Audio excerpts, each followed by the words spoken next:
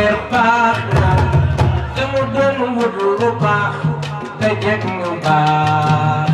ñi sut Mustafa Kunta Si di ñaanal ko ba du neex bi seen maam la ko jagleel waaw xëy na ñaan bi mu yam ci man boole leen ñu ko ñun ñaar ñuy wayandoo xëy na bu ko yamale ci ñun ñaar boole ci mbooloo mi duñu seetaan suñu way wi neex jógal taxaw nga sara xol leen màggal Mustafa jàmbaar sam yaay may neexal di ma digale ya Rasulullah nga ma lay digale noonu nga may digale ci xayrul anbiyaa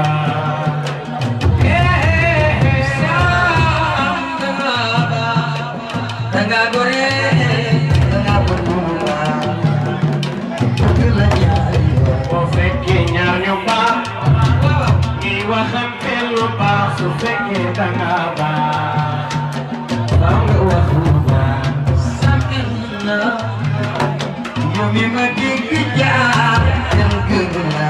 waaw kontaan naa ci xam nga lu tax ma def ko ñun ñaar benn lañ ngay wayandoo Mustafa xayrul anbiyaa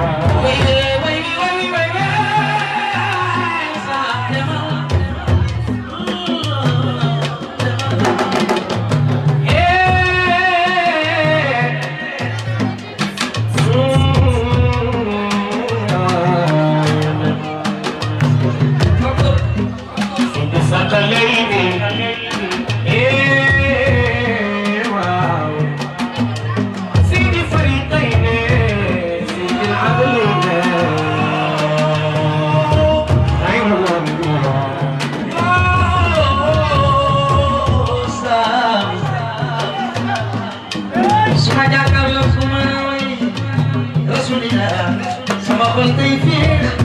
nga xam naa ne yàlla ñu boole ñu doon nu kaab doon nu xasan doon nu busiire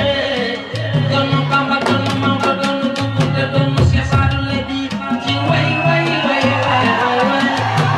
sa way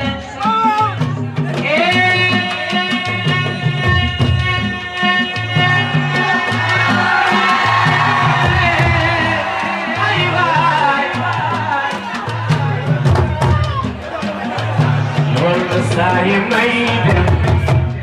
déglu say soo déglu na kon ci xayrul anbiyaa saa bu bëree dugg tuuti rek dafa bari